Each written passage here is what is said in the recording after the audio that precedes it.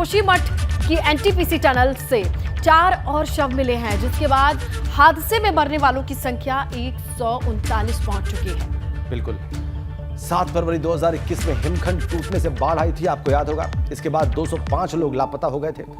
68 लोगों की अब भी तलाश जारी है। और देखिए इसी क्रम में, इसी तलाश में 4 और लोगों के शव मिले। बिल्कुल, ये पुरानी यादों के एक ऐसे दाग के तौर पर संख्या और आंकड़ा बढ़ता हुआ हमारे सामने आया है, जब तपोवन में एक ऐसी आपदा में न जाने कितने लोग टनल में फंस गए थे। उनकी तलाश तो की गई थी, लेकिन अभी भी शव मिलने का सिलसिला नासूर की तरह हमारे सामने आ रहा है। उस वक्त जब रेस्क्यू ऑपरेशन चलाया गया था तो भी कुछ लोग थे, उनके शव नहीं मिले थे। ऐसे में अब उनके शव को फिर से पाया गया है। एनटीपीसी टनल से 4 और शव मिले हैं और अभी भी 68 लोग लापता हैं। अभी भी उनकी तलाश जारी है। हादसे में मरने वालों की संख्या इन 4 शवों के मिलने के बाद 139।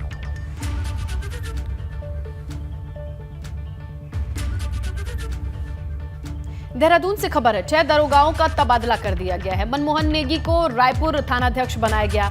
नरेश राठौड़ को सहसपुर थाने की जिम्मेदारी दी गई है और कुल मिलाकर के 6 दरोगा हैं, जिनके जिम्मेदारी को बदल दिया गया है। और वहीं विनोद राणा को थाना वसंत विहार की कमान दी गई।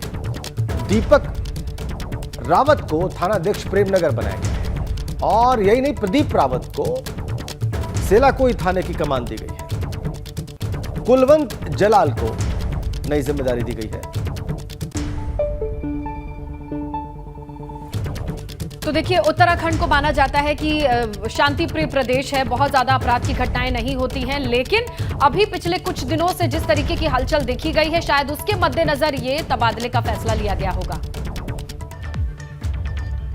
और आज बहुत शुभ दिन है। आज देश भर में गंगा दशहरा की धूम है, जैसा कि हम आपको लगातार बता रहे हैं। और इस दिन धर्म नगरी से शिव नगरी तक आस्था का संगम दिखाई देता है। बिल्कुल राजेंद्र, क्योंकि देखिए ना, सुबह से ही ब्रह्म मुहूर्त से ही लोग कतारों में लग करके मां गंगा के दर्शन आचमन के साथ उनमें आस्था की डुबकी लगाते नजर आ रहे हैं। मान्यता भी है कि आज के दिन ही मां गंगा धरती पर अवतरित हुई। बिल्कुल, और इस दिन हरिद्वार, गढ़मुक्तेश्वर और इसके अलावा प्रयागराज और वाराणसी में श्रद्धालुओं की काफी भीड़ दिखाई दे रही है। और साथ साथ आज के दिन 10 दिन के गंगा महोत्सव का समापन भी हो जाएगा।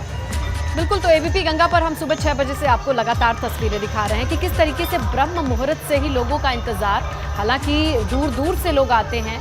अगर धर्म नगरी प्रयागराज, धर्म नगरी, संगम नगरी की बात कर ले, काशी की बात कर ले, तो यहाँ पर लोग दूर दूर से आते हैं आज के दिन स्नान के लिए। चलिए अब आपको सीधा हर की पैड़ी लिए चलते हैं, हरिद्वार लिए चलते हैं। पंकज राणा इस वक्त वहां से हमारे साथ सीधा कनेक्ट है, जैसा कि आप देख पा रहे हैं। और पंकज, आप गंगा दशहरा की बात हो या गंगा की बात हो और हरिद्वार की बात ना हो, हर की पैड़ी की बात ना हो, तो बात पूरी हो ही नहीं सकती।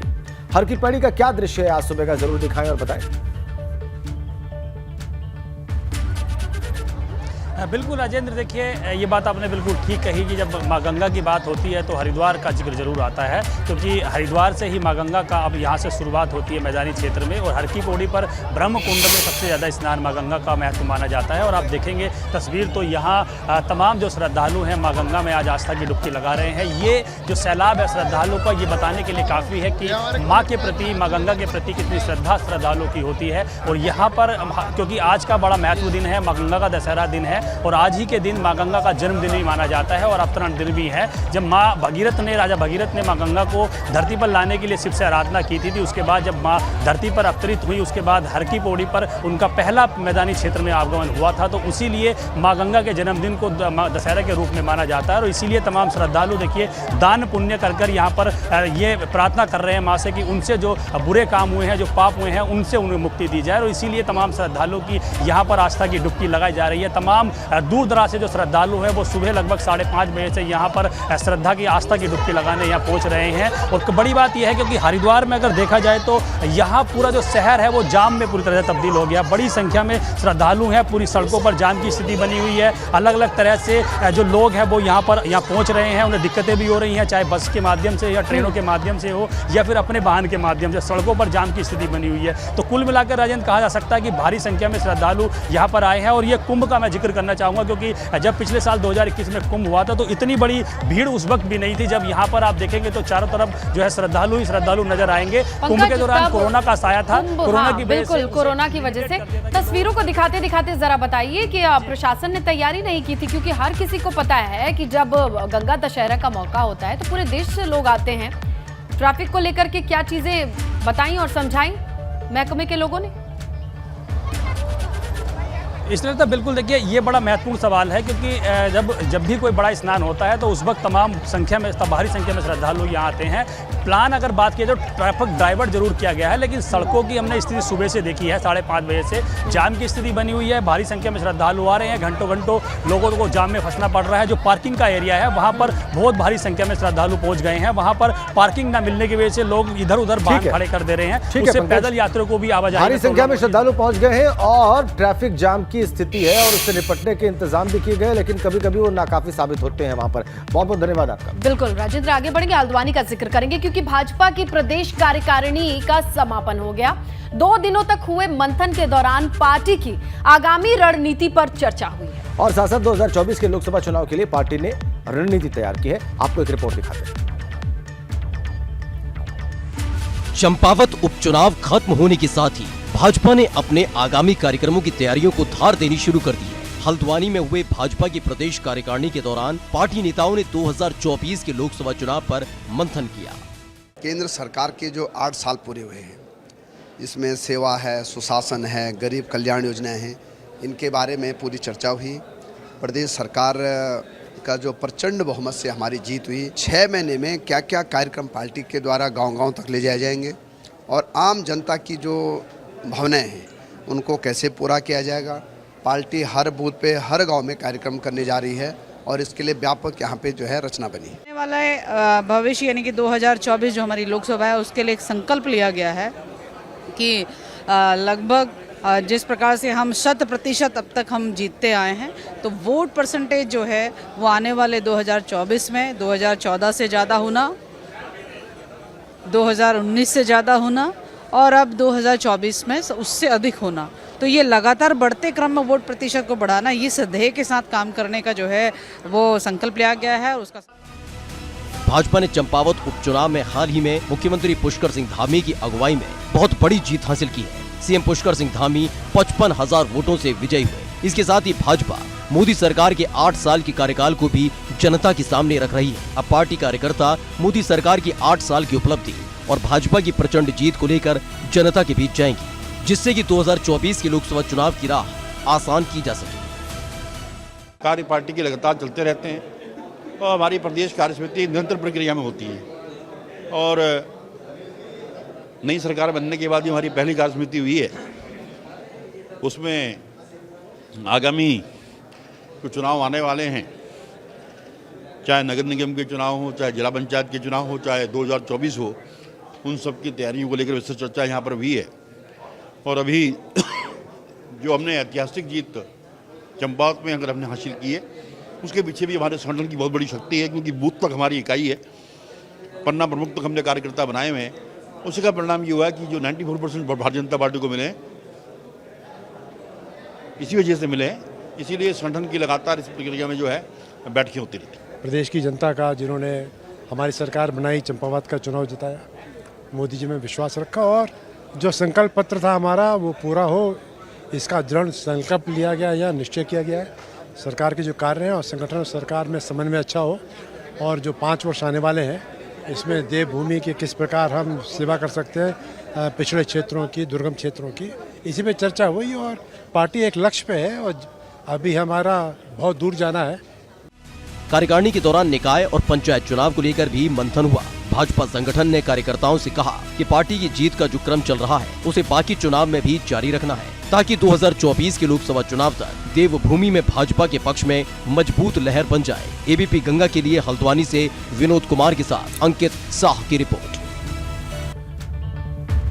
चलिए आगे बढ़ते हैं। 14 जून से उत्तराखंड के बजट सत्र की भी शुरुआत होने जा रही है और सरकार ने सत्र से पहले गढ़वाल से लेकर कुमाऊं तक सभी वर्गों के लोगों से बजट को लेकर सुझाव लिए। बिल्कुल, और इस बजट का सरकार का जो फोकस होगा वो होगा रोजगार, पलायन को कैसे रोकें, होम स्टे को कैसे बढ़ावा दें और कृषि के क्षेत्र में क्या नया किया जा सकता है। बिल्कुल।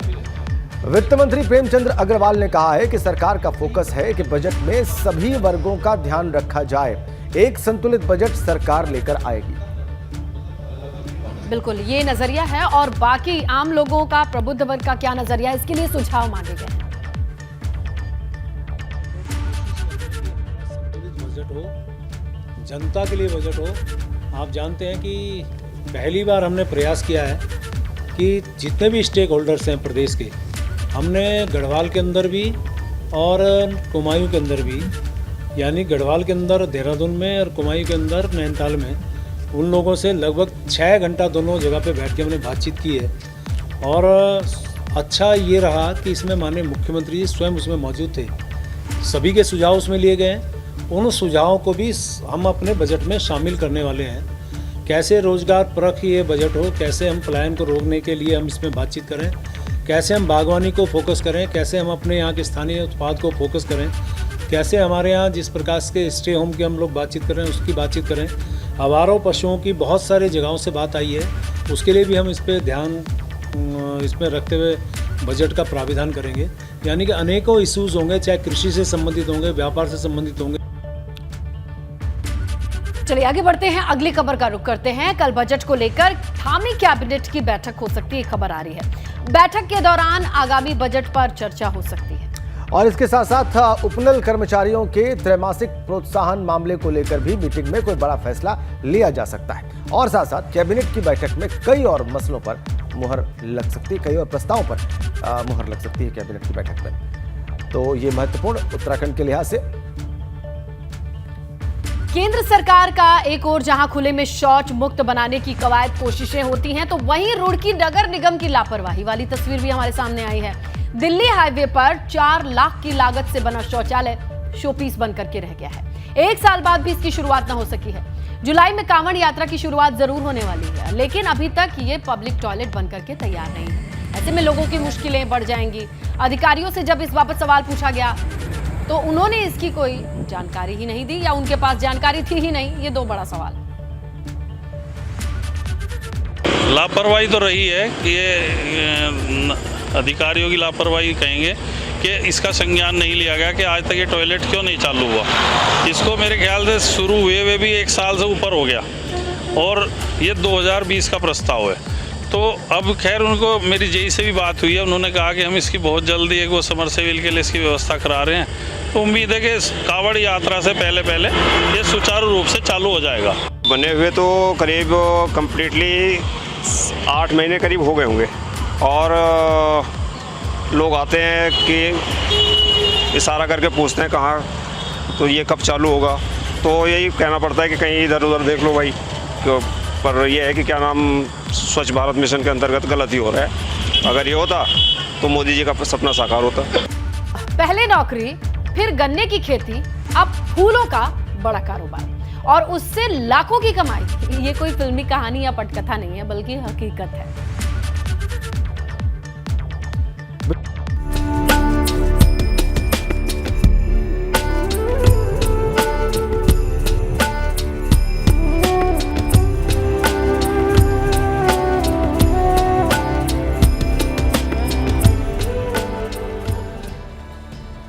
बिजनौर के खेतों में रंग बिरंगे लहराते फूल और फूलों से होती लाखों की कमाई। ये सपना हकीकत में बदल गया है। मल्टीनेशनल कंपनी की नौकरी छोड़ने वाले अखिलेश चौधरी ने ये सपना सच कर दिखाया है। कहते हैं आज के बदलते दौर में कुछ भी असंभव नहीं, बस जरूरत है गांव और खलिहानों से खुद कर जोड़े रखने की, नए नए तरीके आजमाते हुए उस पर आगे बढ़ने की। कुछ ऐसा ही किया है बिजनौर के अगरी गांव के रहने वाले अखिलेश चौधरी ने। 80 लाख सालाना नौकरी छोड़कर उन्होंने पहले गन्ने की खेती शुरू की, लेकिन फायदा न होता देख फूलों की खेती शुरू की और लाखों का मुनाफा कमाया। 2016 में मैंने पहला पोली हाउस लगाया, उसके बाद 2017 में दूसरा पोली हाउस और अभी 2 पोली हाउस लीज पे लिए हुए हैं। टोटल लगभग 4 एकड़ में पोली हाउस के माध्यम से और लगभग 2 एकड़ में ओपन कल्टीवेशन कर रहा हूँ फ्लावर्स का। फूलों की खेती करने वाले अखिलेश चौधरी ने साल 2016 में नौकरी से इस्तीफा दिया था। इसके बाद वो अपने गांव पहुंचे, पॉली हाउस लगाकर फूलों की खेती शुरू की। पॉली हाउस में उन्होंने gerbera, carnation, gypsophila, daisy, lilium, gladiolus जैसे फूलों की प्रजाति लगाई। काफी अच्छा मुनाफा मिला उन्हें। यहाँ जो फ्लावर है की जो कल्टीवेशन है ये कैश एंड कैरी है, इधर फ्लावर सेल और इधर आपको पैसा। तो सबसे बड़ा बेनिफिट ये है कि जिस लिए वायबिलिटी के लिए हम लोग बिजनेस करते हैं तो इसमें वायबिलिटी बहुत अच्छी है और फसल आपकी कैश में बिकती है। फूलों की खेती से फायदा होता देख अखिलेश चौधरी 4 एकड़ में फूलों की खेती ही कर रहे हैं। उन्होंने कई लोगों को रोजगार भी दिया है। Bureau report, ABP Ganga. देखिए, बड़ी खबर मिल रही है कानपुर से। हिंसा मामले में अब तक 54 लोगों की गिरफ्तारी हो चुकी है। 5 लोगों को और गिरफ्तार किया गया है और जेल भेजा जा चुका है। भारतीय जनता युवा मोर्चा के नेता समेत कुल 5 लोगों को जेल भेजा जा चुका है। बुजुर्ग से बदसलूकी करने वाले हिंदूवादी नेता को भी गिरफ्तार किया गया है। यानी दोनों पक्ष से कार्रवाई की कम से कम खबर आ रही है राजेंद्र, जहां पर बुजुर्ग से बदसलूकी करने वाले हिंदूवादी नेता को भी गिरफ्तार कर लिया है और इसके साथ ही आरोपियों की तलाश, धरपकड़ के लिए छापेमारी लगातार चल रही है। पोस्टर की तैयारी लगातार चल रही है। बिल्कुल बड़ी खबर, कानपुर हिंसा मामले में अब तक 54 लोग गिरफ्तार, 4 लोगों की गिरफ्तारी, 5 लोगों को जेल भेजा गया। ये ताजा अपडेट हम आपको दे रहे हैं।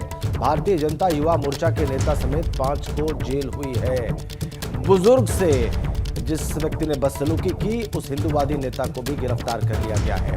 तो पुलिस का प्रयास यहां पर कि सख्त मैसेज दिया जाए सभी लोगों को और बराबर का मैसेज दिया जाए कि अगर कहीं कुछ गलत होगा तो एक्शन लिया जाएगा। और यहाँ पर देखिए 5 लोगों को जेल भेज दिया गया है। भारतीय जनता युवा मोर्चा के नेता समेत 5 लोगों को जेल हुई है। कुल 54 लोग अरेस्ट अब तक कानपुर हिंसा मामले में।